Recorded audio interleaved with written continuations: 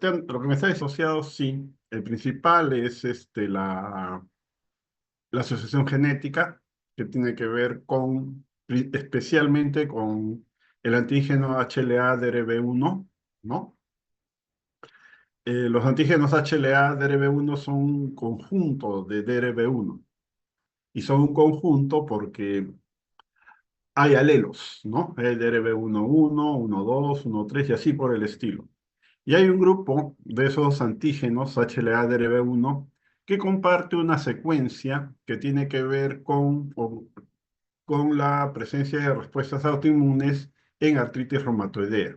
A esa secuencia se le llama epítope compartida. ¿Ok? Otro factor importante para artritis reumatoidea es que desde hace unos 20 años más o menos ha tomado mucha importancia la presencia de anticuerpos contra péptidos cíclicos citrulinados. El péptido cíclico citrulinado, este, bueno, es una proteína, puede ser la fibrina u otra molécula, ¿no? Que es metabolizada por una enzima que es la peptidilarginina dehiminasa. Esta peptidilarginina dehiminasa retira un grupo imino, o sea, retira un grupo, perdón, un grupo imino de la arginina, ¿ya? Y bueno, ese grupo imino es reemplazado por un oxígeno, convirtiendo el aminoácido en citrulina.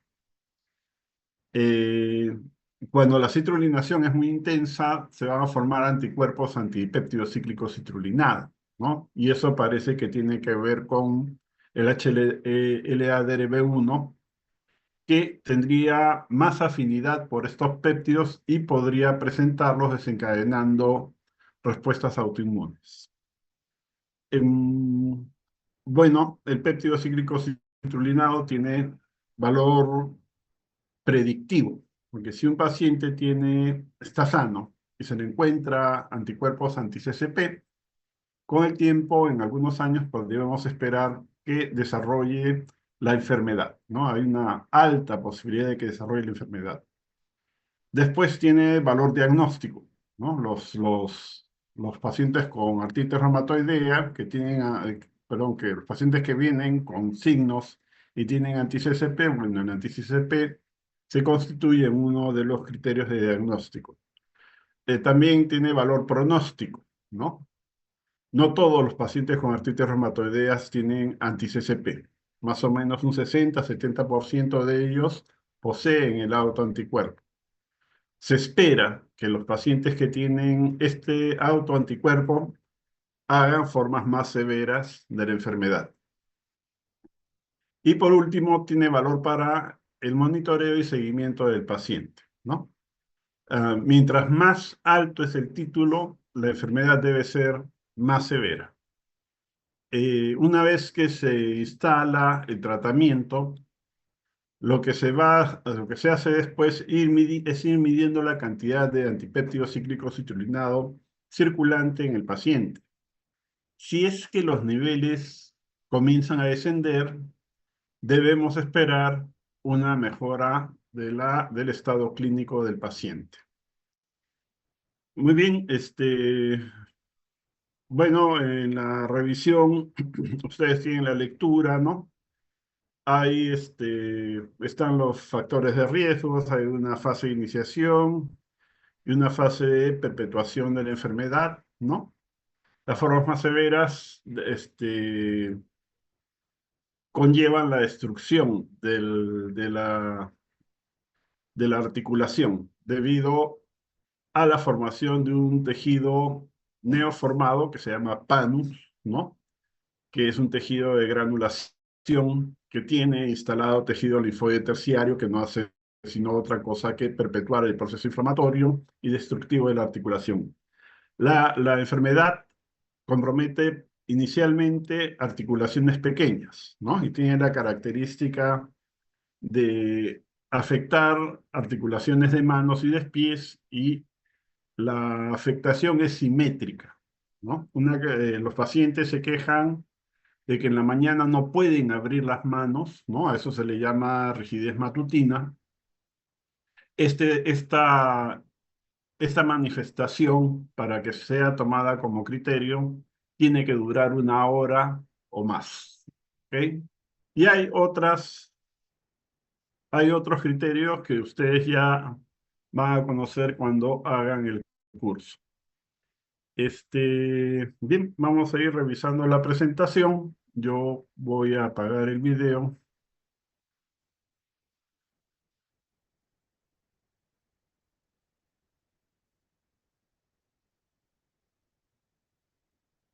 ¿Sí?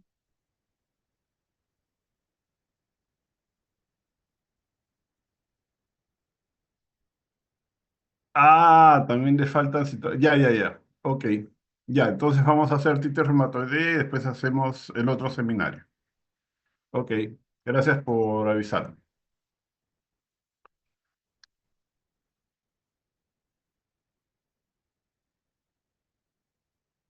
Bien, entonces estas enfermedades son enfermedades inflamatorias crónicas, ¿no? Que como les dije van a afectar, en este caso, las articulaciones, ¿ya? Y pueden afectarse articulaciones pequeñas y también pueden afectarse articulaciones grandes.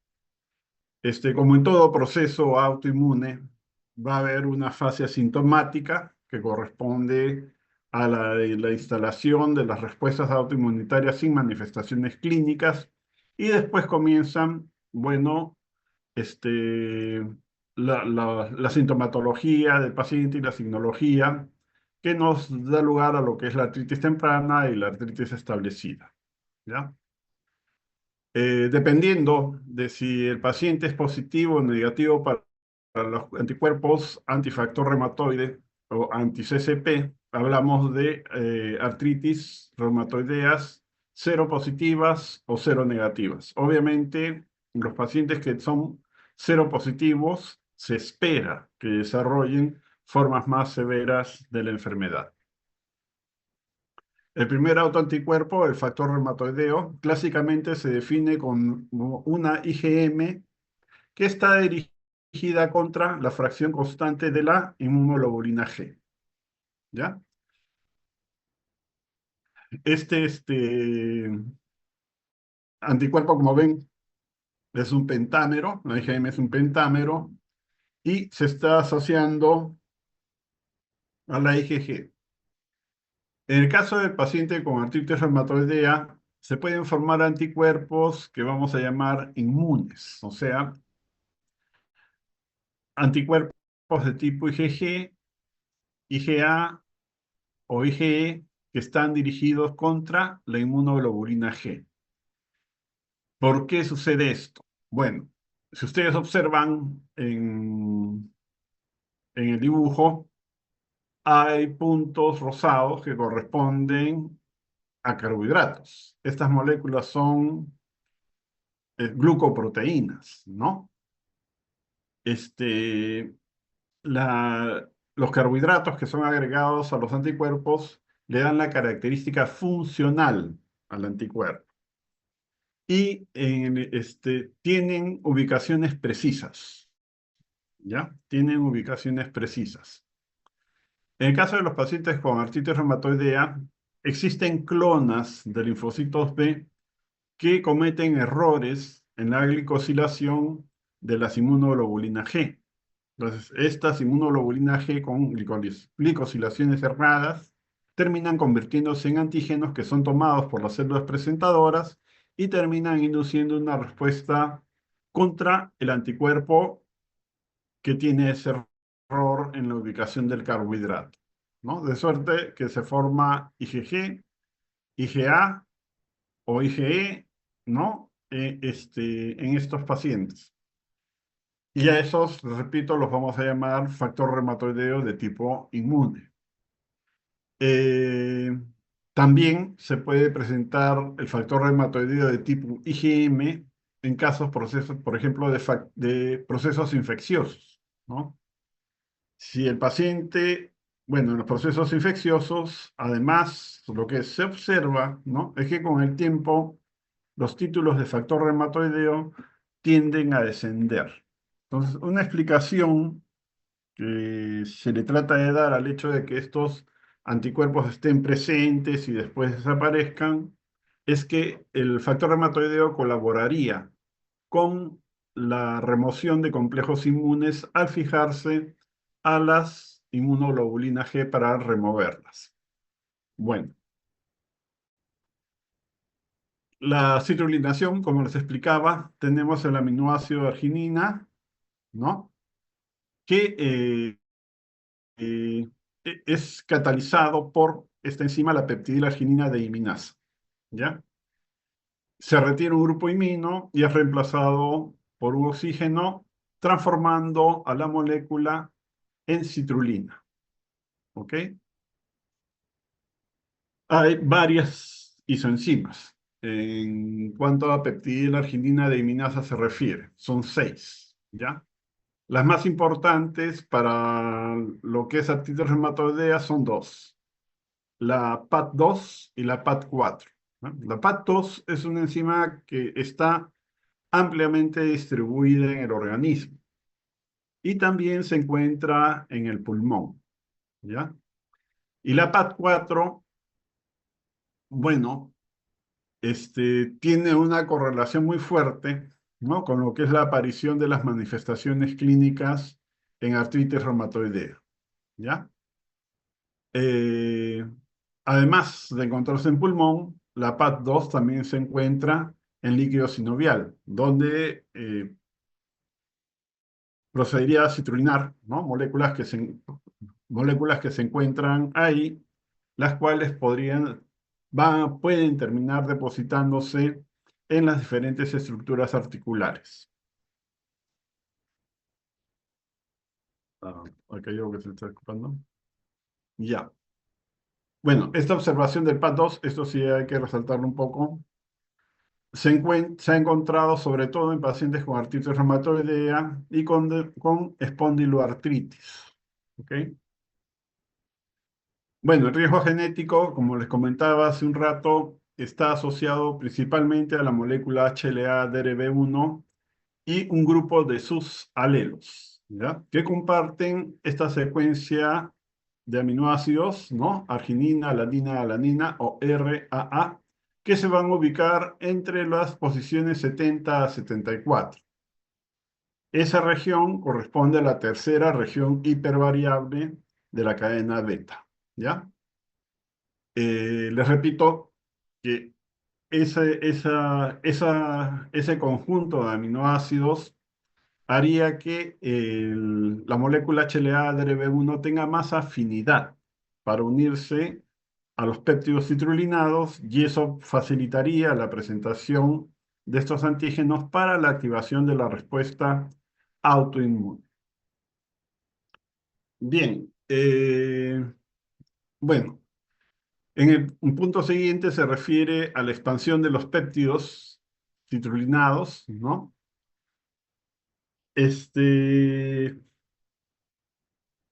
Bueno, si hay que pensar en expansión de epítopes, hay que pensar en daño. En la medida que el daño está presente y el daño se mantiene, eh, entonces la citrulinación y la actividad de las enzimas va a aumentar y van a haber más péptidos citrulinados, lo que va a provocar, ¿no?, que comiencen a activarse respuestas autoinmunitarias, ¿ya? Y estos anticuerpos van a terminar formando complejos con los péptidos citrulinados, lo que va a terminar desencadenando la aparición de la artritis temprana, como está acá. Eh, ¿Cómo se demuestra la asociación entre anti-CCP y patogenicidad? El modelo es el ratón con artritis inducida por colágeno tipo 2. En estos ratoncitos que ya están con artritis, ¿no? Cuando se les hace o se les inocula anticuerpos anti-CCP, lo que se observa es que la artritis recrudece, ¿no? Hay una exacerbación de su enfermedad. Y de esta forma se demuestra que sí, que el anti-CCP tiene una relación con el daño que se va a producir a nivel de las articulaciones. Bueno, dentro de los mecanismos de daño, está el hecho de que la fibrina, que es citrulinada, ¿no? Puede depositarse sobre la membrana sinovial del paciente que está desarrollando o ya tiene artritis. Y este complejo inmune que se ha depositado sobre la membrana sinovial va a terminar siendo reconocido por las células inmunes que se encuentran en la articulación y también por complemento, ¿no? Desencadenando la activación de respuestas inflamatorias a nivel local.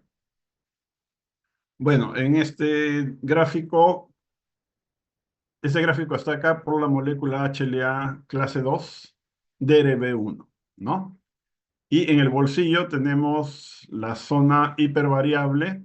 Bueno, en la cadena beta se está señalando la parte que corresponde a la hendidura, ¿no? Y tenemos las zonas hipervariables que están representadas acá, o la ubicación está representada en los puntos rojos. Si vemos el gráfico de barras de abajo, vamos a ver que hay secuencias donde la variación de aminoácidos es mayor. Estas barras nos indican el número de aminoácidos o la cantidad de aminoácidos que cambian cuando están en esa posición, ¿no? Y bueno, y en la línea inferior, en el eje inferior, tenemos las posiciones de los aminoácidos: 20, 40, 60, 80, ¿no? Próximo al aminoácido 80, entre los residuos 70 y 74, vemos que hay una secuencia o los aminoácidos cambian con mucha frecuencia. Esta es la tercera región hipervariable y es donde se ubican los aminoácidos que van a promover, ¿no?, las uniones de alta afinidad con los péptidos citrulinados, ¿ya?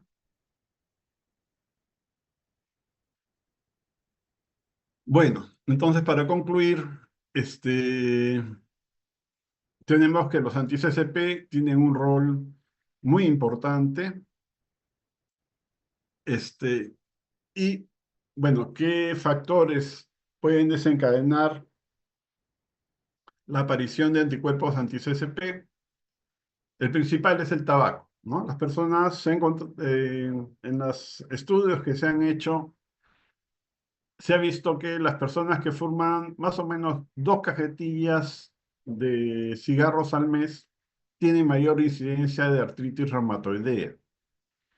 Y la explicación va por el lado del daño que causa el humo del tabaco al tejido pulmonar, ¿no? Cuando se aspira el humo de tabaco y este llega al pulmón, entonces lo que va a suceder es que las células y los macrófagos, ¿no?, sufren, son dañadas, se pueden necrosar o iniciar los procesos de apoptosis, ¿no? Si hay necrosis, va a haber instalación de respuesta inflamatoria local. El asunto es si el daño es continuado, ¿no? En los fumadores, entonces va a haber un daño continuo del parénquima pulmonar y eso, bueno, desencadena procesos de necrosis continua, y en el caso de la artritis reumatoidea va a dar lugar a que los procesos de citrulinación se incrementen, ¿ya? La enzima que va a actuar a ese nivel va a ser la peptidila arginina deaminasa 2, ¿ya? Entonces se ha encontrado una asociación entre lo que sería el tabaco y la formación de péptidos cíclicos citrulinados, ¿no?, de anticuerpos contra péptidos cíclicos citrulinados, ¿ya? Otros factores, bueno, hay factores ambientales que pueden incidir, ¿no?, aparte del tabaco, como no, y además de citrulinar a la fibrina, bueno, tenemos péptidos que pueden ser citrulinados: la enolasa, la queratina, el fibrinógeno, la fibrinolactina, el colágeno tipo 2 y la vimentina. En el caso de asociación con enfermedades infecciosas, siempre se ha buscado una asociación, particularmente en aquellas situaciones donde se encuentra presencia de factor reumatoideo, ¿no? Hay ciertas enfermedades en las que puede existir presencia de factor reumatoideo y por ahí se trata de establecer una correlación. ¿Cuáles son? Bueno, tenemos el Epstein-Barr, citomegalovirus, Proteus, Escherichia coli, ¿ya? Donde sí, esto está en discusión, no se ha demostrado, ¿no? Lo que sí se ha demostrado es que existe una asociación entre lo que son infecciones por Porphyromonas gingivalis, ¿no? La Porphyromonas gingivalis es productora de PAD4. Entonces, por este lado sí se podrían generar péptidos citrulinados que podrían terminar desencadenando la aparición de la enfermedad. Bien, terminamos con los mecanismos con el riesgo. Empezamos con los mecanismos de perpetuación. Bueno, entonces tenemos que al inicio existe el riesgo, el riesgo genético, ¿no? El paciente con procesos, con problemas de autoinmunidad siempre tiene algún riesgo de tipo genético. A ese riesgo genético se le asocia algún factor ambiental, ¿no? Tenemos el tabaco, infecciones, en fin, algún tipo de trauma que vaya a presentarse de forma persistente, que desencadena respuestas inflamatorias que al final desencadenan la activación de células autoinmunes, ¿ya? Linfocitos autorreactivos. Entonces, la evidencia, en el caso de artritis reumatoidea, de la presencia de un proceso autoinmunitario, en este caso van a ser los anticuerpos antipéptidos cíclicos citrulinados. Bien, hay varias situaciones que se pueden presentar, ¿no? A grosso modo, el paciente puede tener evidencia de enfermedad autoinmune, pero este proceso puede ser benigno. El paciente se desarrolla normalmente, la calidad de vida es muy buena, desarrolla con sus actividades con normalidad y no tiene limitaciones. Ahí hablamos de un problema de autoinmunidad benigna que de repente con manejo higiénico dietético sería suficiente para controlar. En cuanto a las manifestaciones, a los pacientes que ya hacen las formas clínicas de la enfermedad, ¿no? Eh, bueno, si la respuesta inflamatoria a nivel de las articulaciones se hace evidente, este proceso inflamatorio puede ser, en muchos casos, me imagino, controlado de manera adecuada y llevar el proceso a la fase de resolución, ¿no? El paciente continúa con su vida normal, no tiene problemas y puede desenvolverse sin necesidad de apoyo. La otra situación es que no haya respuesta al tratamiento y lo que tengamos es un proceso inflamatorio persistente. Si el proceso inflamatorio es persistente, hay dos caminos. Uno, que pueda ser manejado y no produzca tantas limitaciones en el paciente. En ese caso, estamos frente a los procesos de sinovitis crónica benigna, ¿no?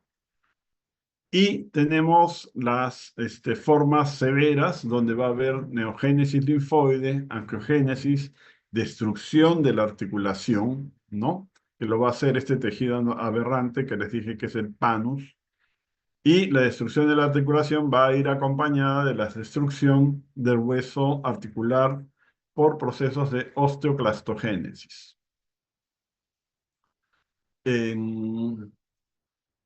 Bueno, el inicio de la instalación del componente inflamatorio mm, va a tener un grupo importante de linfocitos T de memoria, ¿no? Que van a ser TH1 y TH17 y se van a ubicar exactamente por debajo de la membrana sinovial. O sea, vamos a tener un infiltrado inflamatorio subsinovial, ¿no? La inflamación va a ser promovida por una interleuquina, ¿ya? Que es la SDF1, y los linfocitos CD4, ¿no? Van a ser atraídos porque expresan el receptor para esa quimiosina.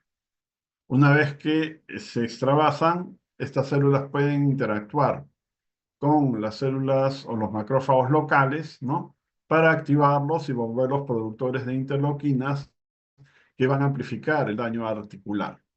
Tenemos en la synovia dos tipos de macrófagos, los macrófagos de estirpe de tipo A o de estirpe macrofágica y los macrófagos de tipo B o de estirpe fibroblástica. Bueno, el infiltrado inflamatorio que se va a encontrar en la articulación podemos agruparlos en tres tipos, ¿no? Uno es el infiltrado que corresponde a una sinovitis clásica, en la cual hay un infiltrado inflamatorio que está acompañado de tejido linfoide terciario que tiene todos los grupos celulares, ¿ya? En segundo lugar, tenemos la sinovitis con agregado de células T y B. También hay un infiltrado inflamatorio con tejido linfoide terciario, con la salvedad de que no hay en ese tejido linfoide células dendríticas foliculares. Y la tercera es una sinovitis difusa, que debe corresponder a las formas más benignas de artritis reumatoidea, donde hay un infiltrado inflamatorio, pero no está organizado, ¿ya? Como les comentaba, son los nodocitos, ¿no? De estirpe de tipo macrofágico o de tipo A y los fibroblásticos o de tipo B, los que tienen que ver mucho con la patogenia de la enfermedad, ¿no? Estas células, bueno, los nodocitos, de tipo B o fibroblásticos, son productores de esta quimiosina, que es la CXL12, como les decía, el SDF1, que es el factor 1 derivado de las células estromales, ¿no? Esta molécula quimiotáctica va a atraer aquellas células que expresan este receptor, el CXR4, ¿no? Que en este caso lo van a tener los linfocitos T de memoria, ¿ya? CD4, CXR4 positivo, ¿ok? Bien.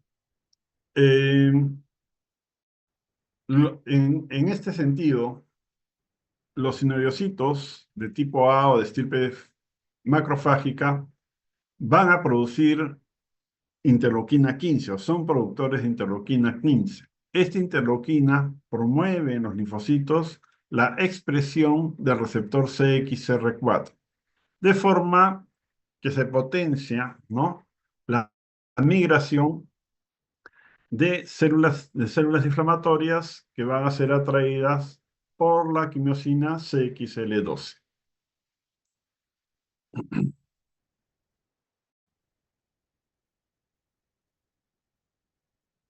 Ya, a la interleuquina 15 se le otorga un rol, ¿no? Un rol importante. Además de la migración de linfocitos T, bueno, los linfocitos T que van migrando a la articulación o a la sinovia, un grupo de ellos van a comenzar a transformarse en linfocitos T helper 17. Y eso va a ser promovido por la interleuquina 15. Como sucede en muchos procesos autoinmunes, la, la población de linfocitos T reguladores es una población disfuncional, ¿no? Sucede que cuando estas células se activan o deben diferenciarse hacia la población reguladora, su diferenciación se desvía y terminan diferenciándose en linfocitos TH17, que sabemos son células inflamatorias. Y en ese sentido, la interleuquina 15 y la interleuquina 21 van a promover, ¿no?, el paso de T reguladores a linfocitos T helper 17. ¿Ok? Entonces, helper, repito, es una célula inflamatoria. Entonces va a promover la producción de interleuquina 6, interleuquina 8, las dos son inflamatorias. Va a estabilizar el RNA mensajero del factor de necrosis tumoral y de la quimiosina CXL4, además de la expresión CXR4, lo que va a asegurar, ¿no?, la migración de células inflamatorias en la en la articulación, ¿ya? Y también se va a promover la expresión o la síntesis de esta otra quimiosina, que es la CCL20, que va a traer linfocitos que expresan este receptor, CCR6. ¿Ya? Esta expresión la tiene la población TH17, de linfocitos efectores, ¿no?, además de otros grupos celulares. Bien, definitivamente los macrófagos que están localizados en la articulación se van a activar, y ya sabemos que los macrófagos activados son productores de interleuquinas proinflamatorios. Seguimos con los mecanismos de perpetuación. Interleuquina 21, la interleuquina 15 son mecanismos de perpetuación. Tenemos que la expresión de receptores de quimiosinas de las células que van a instalarse en la articulación es como está acá: CXR5, CXR1, CXR2, ¿no? Y va a comenzar a acumularse para terminar constituyendo tejido linfoide terciario, ¿ok? También se va a producir la quimiosina CXL13, que atrae a los linfocitos que expresa este receptor CXR5. La quimiosina CXL13 es quimiotáctica para linfocitos B, ¿no? O sea, tendría que ver con el reclutamiento de células B para que terminen constituyéndose parte del tejido linfoide terciario. Quienes producen esa quimiosina son los sinocitos de estirpe fibroblástica, que van a asumir el rol de las células dendríticas foliculares que se encuentran en los tejidos linfoides secundarios, ¿no? Otra observación que hay es que en el hueso articular, ¿no?, en la parte próxima al lugar donde se están presentando el proceso inflamatorio, se van a encontrar linfocitos B maduros. Seguimos con los mecanismos de perpetuación. Otro es, como les comentaba, la formación de complejos inmunes anti-CCP peptidocíclico citrulinado. Hace un momento les dije que la fibrina, la fibrina deiminada o la fibrina citrulinada que se encuentra en la articulación puede terminar depositándose sobre la superficie articular, ¿no? Y eso va a terminar desencadenando, bueno, el complejo inmune, una vez que es reconocido por los macrófagos, se van a activar, ¿no? Y también se va a comenzar a activar el sistema de complemento, vía clásica. Macrófagos activados y complemento activado van a aumentar el daño que se va a producir a nivel de la articulación. Otro mecanismo de daño tiene que ver con los eventos de hipoxia.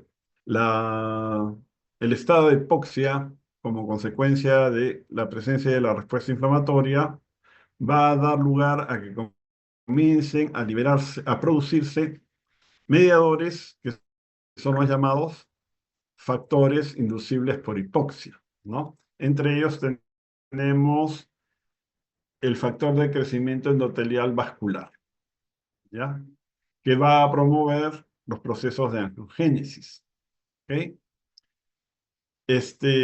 Bueno, de la secreción de citoquinas, los citocitos de tipo B, ¿no?, van a colaborar o van a potenciar, ¿no?, su capacidad para producir moléculas quimiotácticas para atraer a los linfocitos T de memoria, ¿no?, hacia la sinovia, como ya lo vimos al inicio. Y en cuanto a los macrófagos, el principal rol que van a tener los macrófagos es la producción de interleuquinas proinflamatorias que van a sostener, ¿no? y amplificar el daño que se produce en la articulación.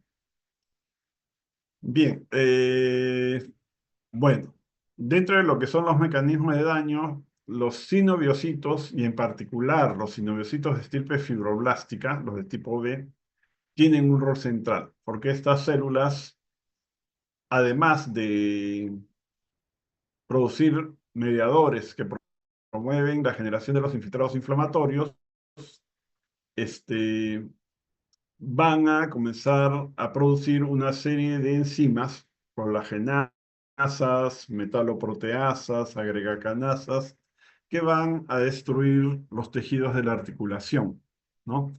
No solo eso, sino que estos sinoviocitos de estirpe fibroblástica pueden o van a comenzar a emitir unas proyecciones citoplasmáticas que se llaman lamelipodios, que hacen que esta célula se torne invasiva y pueda penetrar los tejidos de la articulación y de esta forma irlos destruyendo. Los sinoviocitos de estirpe fibroblástica, por esta característica que tienen de poder migrar, serían los causantes o serían la causa de que la artritis reumatoidea tenga esta característica de ser simétrica, ¿no? Estas células pueden migrar entre articulaciones. Bien, los sinovecitos de estirpe macrofágica, como no, van a colaborar sobre todo a través de la producción de mediadores o interleuquinas proinflamatorias, ¿ya? Bueno, dentro de las interleuquinas que están presentes a títulos altos y que tienen importancia en la patogenia de la artritis reumatoidea, tenemos el factor de necrosis tumoral, ¿no? Los reumatólogos tienen una población de pacientes que tratan con anti-TNF y también anticuerpos contra el receptor. ¿Ok? Bueno, las fuentes y las vías por donde se produce esta molécula son variadas, ¿no? Una de ellas, por ejemplo, es esta que está acá, en el punto 2, que tiene que ver con la interleuquina 32, que promueve la producción de factor de necrosis tumoral siempre y cuando se acompañe de señales que corresponden a receptores de inmunidad innata, ¿no? Particularmente el NOT1, el receptor tipo TOL2 o las señales del receptor tipo TOL4, ¿no? Dentro de las moléculas inflamatorias que están las conocidas, ¿no? Interleuquina 1, 6 y la interleuquina 8, que es una quimiosina, la CXL8. Bueno, en la medida que el infiltrado inflamatorio se va instalando y se van desencadenando los procesos de neoangiogénesis, vamos a tener que se va a formar el tejido aberrante que se conoce como panus, ¿no? En el panus, ¿qué hay? Hiperplasia de sinoviocitos A y B, de estirpe macrofágica A y de estirpe fibroblástica B. Algunas características de los sinovecitos de estirpe fibroblástica es que expresan oncogenes, ¿no? Tienen moléculas de adhesión, son resistentes a la apoptosis. Estas células tienen una sobreexpresión de moléculas antiapoptósicas, ¿ya? Cuando el BCL2 se sobreexpresa, la molécula antiapoptósica BCL2 se sobreexpresa, se comporta como un oncogen, ¿no? Es una célula que no permite, o es una molécula que no permite la inducción de muerte de la célula tumoral, o en este caso, del sinoviocito fibroblástico, ¿ya? Estos sinoviocitos de tipo fibroblástico producen citoquinas, lo estamos viendo desde el inicio, y también enzimas que van a degradar, bueno, proteínas, ¿no? Como les comentaba hace un momento. Se estimula la producción de derivados del ácido araquidónico, ¿no? Vamos a tener gran actividad de la ciclooxigenasa 2 y la producción de prostaglandina E2, ¿ya? Y también se va a promover la supervivencia de los linfocitos B autorreactivos. Como les comentaba, los sinovecitos de estirpe fibroblástica son productores de una variedad importante de enzimas que van a degradar proteínas, ¿no? Primero tenemos la clasificación. Estas metaloproteasas pueden clasificarse como colagenasas, gelatinasas, estromelicinas. Hay otras que son de tipo membrana y hay otro grupo que no se ubica en ninguno de los anteriores. En el caso del sinovecito de estirpe fibroblástica, este produce metaloproteasas, bueno, la 1, 3, 8, 9, 10, 11 y 3. ¿Cuántas son? 1, 2, 3, 4, 5, 6 y 7 tipos de metaloproteasas distintas que se van a encargar de degradar los tejidos sobre los cuales van a ejercer su acción. ¿Qué molécula promueve la producción de este tipo de enzimas? El factor de necrosis tumoral y la interleuquina 1. También el factor de crecimiento derivado de la plaqueta y el factor de crecimiento básico del fibroblasto. Los novecitos de tipo fibroblástica, bueno, acá vemos uno que está emitiendo una extensión, ¿no? A la que se le llama lamelipodia, ¿ya? La extensión tiene que ver con un rearreglo del citoesqueleto para poder comenzar a desplazarse. Esta célula, repito, lo que va a hacer es invadir el tejido articular y promover su destrucción. Bien, entonces tenemos las metaloproteasas producidas sobre todo por el sinoviocito fibroblástico. Otro mecanismo de daño tiene que ver con una quimiosina que es el ligando de Rank, ¿no? El ligando de Rank está vinculado con los procesos de osteoclastogénesis. El precursor del osteoclasto expresa la molécula RANK, ¿no? El RANK ligando va a ser producida por una variedad importante de células inflamatorias, ¿ok? Cuando este ligando de RANK se une a su receptor, que está sobre que es expresado por los precursores del osteoclasto, el precursor se activa y terminan formándose osteoclastos que van a destruir el hueso, porque eso es lo que hace el osteoclasto. Eh, Otras interleuquinas que también promueven la formación del ligando de Rank, tenemos a la interleuquina 1 y la interleuquina 6, ¿no? Además del factor de necrosis tumoral. Bueno, otra molécula que se ha visto que promueve con bastante eficiencia la producción del ligando de Rank es esta de acá, que se llama adiposina. La producen los adipocitos, su nombre lo dice, pero también la adiposina, bueno, dentro de las adiposinas tenemos a la adiponectina, ¿no? Esta molécula, además de los adipocitos, la tienen los osteoblastos y los sinoviocitos nuevamente de estirpe fibroblástica. Muy bien, hasta aquí llegamos con esta revisión.